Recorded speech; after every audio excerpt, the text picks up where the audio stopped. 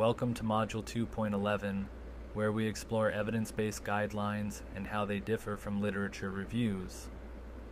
While both synthesize research evidence, they serve distinct purposes in healthcare.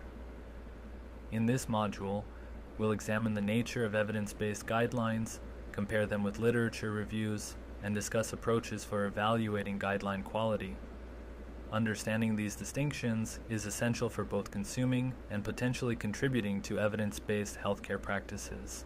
Evidence-based guidelines are documents developed through systematic processes designed to assist practitioner and patient decisions about appropriate healthcare for specific clinical circumstances.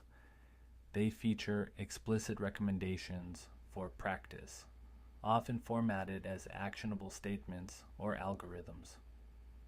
Unlike most literature reviews, guidelines draw from multiple evidence sources, including systematic reviews, clinical trials, observational studies, and sometimes economic analyses.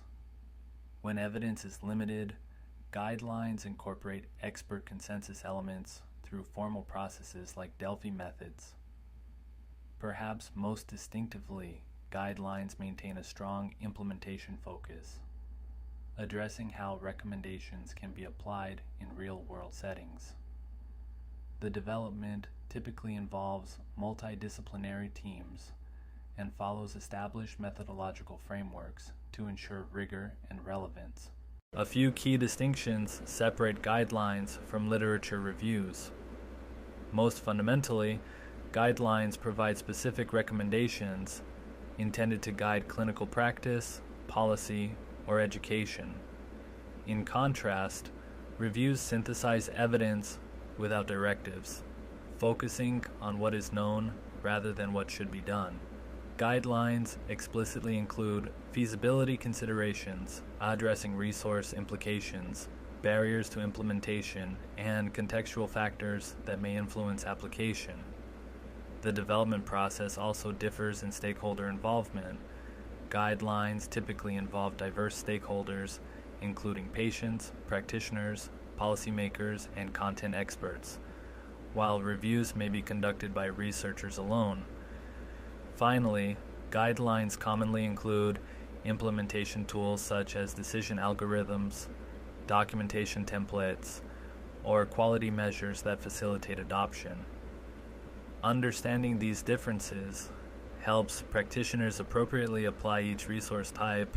Just as with literature reviews, critical appraisal of guidelines is essential. The agreed-to instrument represents the gold standard for guideline quality assessment, evaluating 6 domains, including scope and purpose, stakeholder involvement, rigor of development, clarity of presentation, applicability, and editorial independence. High-quality guidelines demonstrate transparency in their development process, clearly documenting how recommendations were formulated. They include explicit evidence quality assessment, often using frameworks like GRADE to evaluate certainty of evidence.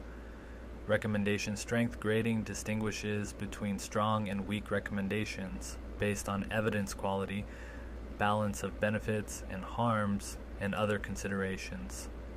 Finally, high-quality guidelines specify updating mechanisms with clear triggers for revision. These quality indicators help practitioners determine which guidelines warrant implementation in practice.